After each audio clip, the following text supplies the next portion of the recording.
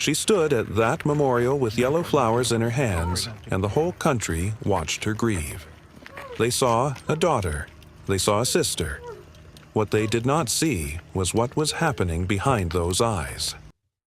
Savannah Guthrie graduated from Harvard Law School. She has anchored live national broadcasts through presidential elections and Supreme Court rulings without losing her composure. Once. She knows exactly what words mean. She knows exactly what silence means. And for 7 weeks, the most precise communicator in American morning television has been silent about the details that matter most. Nancy Guthrie was 84 years old when she vanished from her Tucson home on January 31, 2026. She had a heart condition. She took an Uber to her daughter's house that evening because she did not want to be a burden. She never made it home on her own. 4 hours after a garage door closed behind her, someone who knew exactly where she was and exactly how to take her came through the dark. And she was gone. Savannah stood at that memorial and held her brother-in-law close. Then there was her sister Annie, the eldest, the one whose home Nancy visited every single Saturday. Watch how Savannah holds Tommaso. Then watch the space between Savannah and Annie. Those two things together tell you everything this video is about. There's a version of Savannah Guthrie that America knows well. The woman behind the desk who does not flinch. The woman who has sat across from presidents and asked the questions the rest of the room was afraid to ask. That is not the woman this investigation revealed. Sources close to this investigation described Savannah in the first weeks not as heartbroken, not as terrified, as livid, specifically and pointedly livid over how public attention was being directed in this case. Not at everyone, at a specific narrative about a specific person. Since her mother vanished, Savannah has said almost nothing of investigative substance publicly. She has not commented on the repeated law enforcement returns to her sister's neighborhood. She has not commented on the vehicle from her sister's home still sitting in an evidence bay. She has not said a single word about the forensic activity at her sister's address. On February 7th, she sat between Annie and Cameron and opened the family statement with 8 words. "We received your message, and we understand. Not we are aware that messages have been sent, received, directly, specifically." And then that second word, understand. Not we believe, not we hope. I understand. A verb that implies active comprehension of something complex. Something that, once you had the full context, made complete sense in a way a random note from an unknown criminal simply would not. Now, watch the 3 people in that frame. Savannah reads with the precision of a lawyer reviewing a document she personally approved. Cameron carries the visible weight of 7 days of public grief. And Annie. Watch Annie in the moment Savannah says, "We understand." Watch whether that word lands in her face the way it lands in someone hearing it for the first time, or the way it lands in someone for whom it is not new information at all. Savannah knows what the message said. Cameron is grieving what the message meant. And Annie is managing something that is neither of those things. That distinction is the foundation everything else in this script is built on. Evidence does not lie about where it wants to go. And in this investigation, the evidence has been pointing to the same address since the first week of February 2026. Not because investigators ran out of other places to look, because every time they looked somewhere else, the thread pulled them back. Annie Guthrie's home in the Catalina foothills was canvassed by law enforcement not once, not twice, multiple times. Same questions, same street, same windows of time. Retired FBI Special Agent Jennifer Coffendafer noted it publicly and stated her concern directly on record. A properly executed canvass does not require a repeat pass unless something keeps pulling investigators back to the same location. 9 law enforcement agencies do not invest the personnel and interagency coordination required for multiple return visits without a specific evidentiary thread driving each one. They were not circling that block by accident. Now add the vehicle. Sheriff Nanos confirmed the scope of processing on record. Phones, computers, vehicles, homes. The family was officially cleared as suspects. The language was definitive. And yet Annie and Tommaso's vehicle has still not been returned. A former SWAT commander asked publicly why a cleared family still does not have their car. A forensic process that continues 6 weeks on a vehicle belonging to a family officially cleared as suspects is not a backlog. It is not paperwork on someone's desk. It is a process that found something still serving an active investigative thread. Something in that car is still live. Something too important to hand back. Then, February 4th, 3 days after Nancy was reported missing, TMZ obtained footage of law enforcement arriving at Annie and Tommaso's home. Among the agents entering that property was a man wearing a shirt bearing 4 letters. ICAC, the Internet Crimes Against Children Task Force. Agents specifically trained in encrypted digital communications and the extraction of data from devices their owners did not intend anyone else to ever read. That agent was carrying a Cellebrite Universal Forensic Extraction device. Here is what a Cellebrite does. It bypasses encryption. It recovers deleted messages. It surfaces data the owner believed was permanently gone. You do not carry that device to a family's home unless you have a specific device in mind and a specific reason to believe it holds something the investigation needs. The sheriff's response was careful.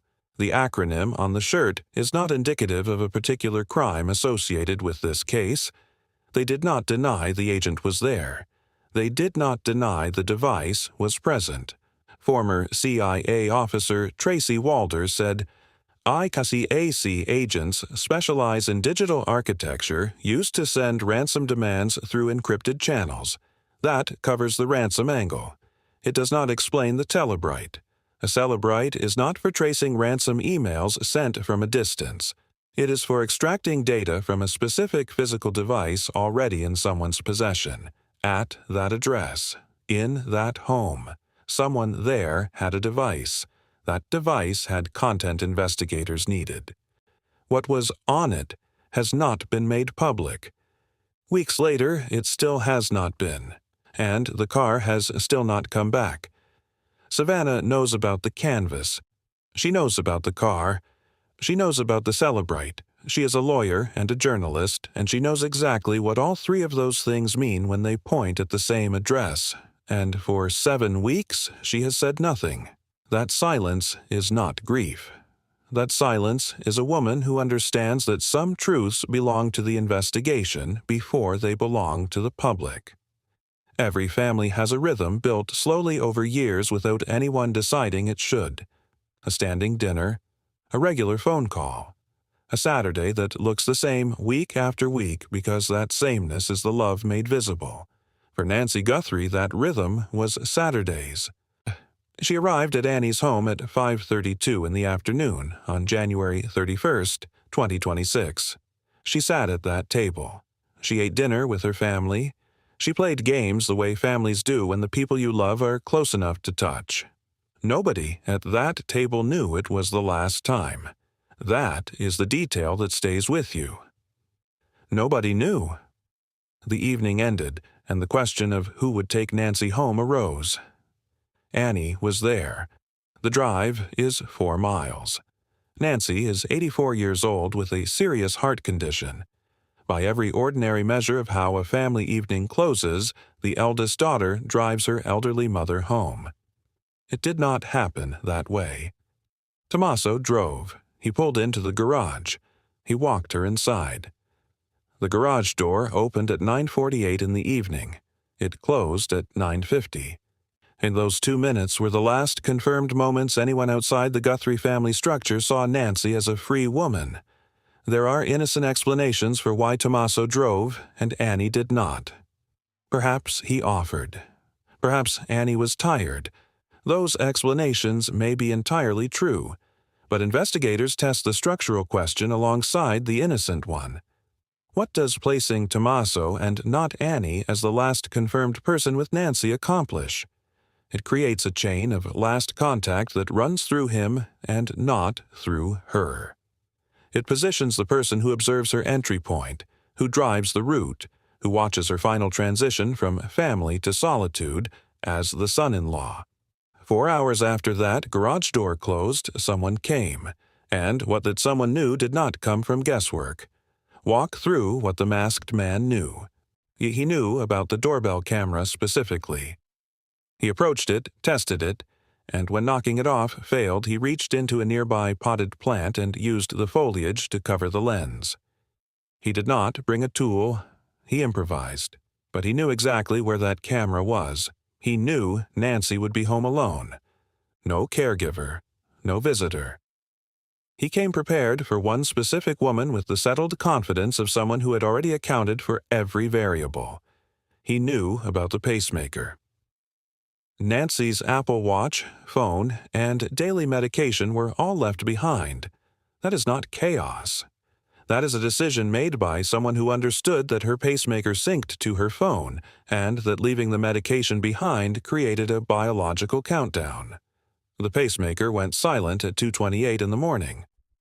Someone planned for that silence. He knew the Saturday pattern. The FBI confirmed it.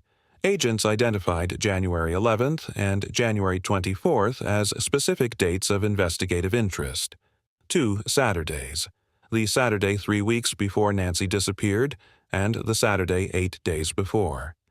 Neighbors confirmed agents requested security camera footage from both dates specifically. Someone was watching this family on Saturdays before January 31st ever arrived. Learning a routine that did not exist in any news article or social media post. A routine that existed only inside the daily life of this family. Former FBI agent Brianna Fox watched the doorbell footage and said the suspect almost saunters up like that is his house. Former FBI Deputy Director Andrew McCabe noted his approach was not furtive or concerned. This was not someone afraid of being caught. As this was someone who had already done every calculation before his feet touched that driveway. That level of certainty does not come from surveillance of a stranger. It comes from proximity, from familiarity, from spending enough time inside the social world of a family to absorb details that only the people closest to them would ever know. None of that information lived anywhere public. All of it lived inside the interior life of this family.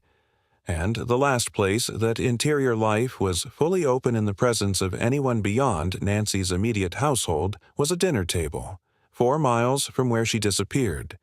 The map the masked man carried did not fall from the sky. Every road investigators have followed tracing it back to its origin leads to the same address, the same dinner table, the same Saturday evening. The FBI suspect description is not a guess. It is the product of weeks of frame-by-frame analysis by some of the most experienced investigators in the country. Male, approximately 5'9" to 5'10". Average build, ski mask, dark jacket, dark pants, gloves. A black 25-liter Ozark Trail backpack sold exclusively at Walmart, being traced through purchase records. And a handgun in a holster. Stop at the holster. Retired homicide detective Dale Lundberg called it one of the most distinctive details of his entire career. The weapon was a small concealable semi-automatic pistol. The holster it sat in was built for a large frame revolver. They did not match. Lundberg's assessment was direct. Officers and civilians who shoot regularly are the only people who use holsters as a consistent part of how they carry themselves. That's not a career criminal who grabbed a weapon for a single night. Someone for whom a holster is part of the daily identity, part of how they walk out the door every morning. Hold that profile. Average height, average build, holster carrier, Tucson resident, no prior criminal record. Because what comes next requires you to hold it carefully. When the FBI released the doorbell footage, the internet moved fast. A name began to circulate. Dominic Evans, the drummer of an Americana rock band called Early Black, based in Tucson, Arizona. An elementary school teacher, athletic build, Tucson resident, and the bandmate of Tommaso Cioni. The same Tommaso Cioni who drove Nancy Guthrie to her door on the last night of her freedom. Now here is what must be said clearly before anything else. Dominic Evans has not been charged. Dominic Evans has not been named as a suspect by law enforcement. He confirmed a 40-minute interview with FBI and sheriff's investigators and cooperated fully. He told the New York Times he was home with his family the night Nancy disappeared. He said he felt like someone had taken his name. That statement deserves to be heard, and it deserves to be respected. Production note: this team attempted to reach Dominic Evans for comment prior to broadcast. Now consider what the confirmed facts alone establish. The FBI interviewed a man from Tucson's music community because his profile was consistent enough with the suspect description to warrant a formal 40-minute interview. That man shares a band with Tommaso, and that man shares years of professional proximity with the husband of the woman whose dinner table was the last place Nancy's routine was visible to anyone outside her immediate family. The question the FBI has been working from the inside out is not whether Evans is guilty. The question is whether someone who moved through the orbit of Annie and Tommaso's household absorbed enough of this family's interior life to build the map the masked man carried to that door. That question does not live in a criminal database, it lives in a community. A specific community in a specific city built around music and years of shared proximity. A community that keeps intersecting with one address. Now come back to Savannah. February 15th. She looked directly into the camera and said these words: "You are not lost or alone. It is never too late to do the right thing. You do not speak to a stranger that way. You do not offer comfort and redemption to someone whose emotional state you cannot begin to imagine. That language belongs to someone who can picture the person they are speaking to, someone whose isolation they understand, because they know something about who that person is. A stranger inspires fear and fury and law enforcement pressure. What Savannah offered was understanding, a way out. You only offer a way out to someone whose path to that door you can see clearly enough to know it exists. Think about what it costs a woman to say those words when her mother is 84 years old, medicated, alone, and missing. And Savannah looked into that camera and said, "You are not lost." That sentence only comes from someone who believes the person hearing it still has a conscience worth appealing to. Someone from a world she knows, a band, a city, a dinner table she has sat at herself. Before this chapter makes its case, it is going to do something most true crime coverage never does. It is going to take the other side seriously. Every detail in this script has an innocent explanation. The repeated canvases may reflect standard thoroughness applied to any high-visibility federal case originating at a specific address. The vehicle non-return may be ordinary legal process unrelated to active evidentiary significance. The Celebrite and ICAC presence may have been oriented entirely toward tracing ransom communication architecture. Our families at the center of abduction investigations routinely have property processed as standard procedure. And this must be said plainly. It is entirely possible that every detail in this script points toward Annie Guthrie's household, not because the answer lives there, but because that is where any competent investigation must logically begin. Proximity to the origin of a crime is not the same as proximity to the crime itself. That is the honest counter-reading, and it deserves to stand. Now here is the pattern argument. One detail with an innocent explanation is a detail. 3 details with innocent explanations pointing the same direction begins to ask a question. 7 confirmed details, each individually explainable, all circling the same household, as all feeding into the same investigative portrait of an address federal agents cannot stop returning to. That is a pattern, and patterns are what criminal investigations are built on. Now look at where the forensic work stands. Genetic material was recovered from inside Nancy's home. It does not belong to Nancy or anyone confirmed to have been in regular contact with her. The FBI ran it against CODIS, the national database of over 19 million offender profiles. No match. The contributor has never moved through the criminal justice system. On paper, they look completely ordinary, which is precisely why the FBI deployed genetic genealogy. The same technique that identified the Golden State Killer after decades of failure by every conventional method. It searches commercial ancestry databases. It finds relatives of the unknown contributor.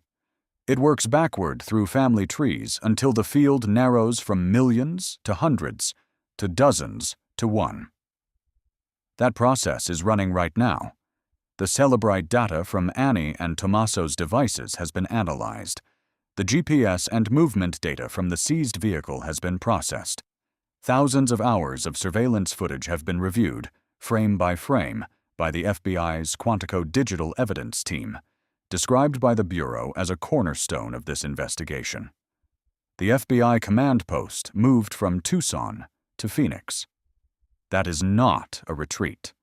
That is an investigation that has moved from collection to convergence, from gathering evidence to building the case that holds in a courtroom.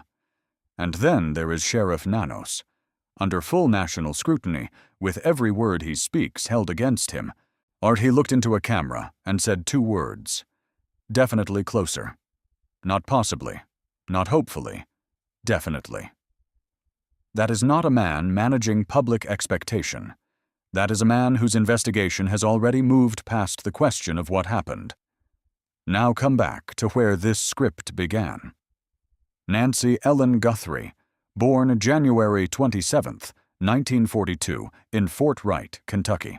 Lost her husband in 1988 when her children were still young. Did not collapse. Raised 3 children in Tucson with the kind of quiet, steady love that holds everything together from the inside. Built a life of faith, family, and Saturday routine. Took an Uber to Annie's house because she did not want anyone to rearrange their evening on her account. She is 84 years old. She cannot walk 50 yards unassisted. Her medication was left behind. Her pacemaker went silent at 2:28 in the morning. And yet there is no confirmed death indicator. No identified remains. No forensic evidence that closes the door on the possibility that she is alive right now. The sheriff has maintained the living presumption through 7 weeks of pressure, and he has not let it go. That matters. Nancy deserves every question this script has asked. She deserves for the person carrying the knowledge of where she is to understand that carrying it is not something any conscience was built to do forever. And then there is Savannah, standing at that memorial. Yellow flowers, her arm around Tommaso, the careful, considered distance between herself and Annie. 2 sisters, 31 days of shared grief. Standing at the same mailbox in front of cameras, Savannah has understood her entire professional life. Once Nancy Grace watched that footage and said watching Savannah hold Tommaso convinced her that Savannah does not believe Tommaso is responsible. But Nancy Grace did not finish the question that warmth raises. If Savannah does not suspect Tommaso, who does she suspect? Watch who she holds, then watch who she manages. A Harvard Law graduate made that distinction publicly, with full knowledge that cameras were present. Nothing Savannah Guthrie has done since February 1st has been accidental. Not one word, not one gesture, not one silence. Everything has been a trained communicator, waiting for the moment the investigation catches up to what she already knows. That moment is coming. The DNA is in the lab. The genealogy is running. The car is still in evidence, and the window for the person who took Nancy Guthrie is closing. Always, if you know anything, call 1-800-CALL-FBI or submit a tip at tips.fbi.gov. The reward is $1.2 million. One share of this video puts it in front of someone who might be holding a piece of this they did not know. Mattered. Subscribe and turn on the notification bell. The next video goes inside January 11th and January 24th, 2 Saturdays. Someone was watching this family before January 31st ever arrived. The next video tells you exactly what that means. The case is not cold. Nancy Guthrie's story is not over. Nancy, we have not stopped looking.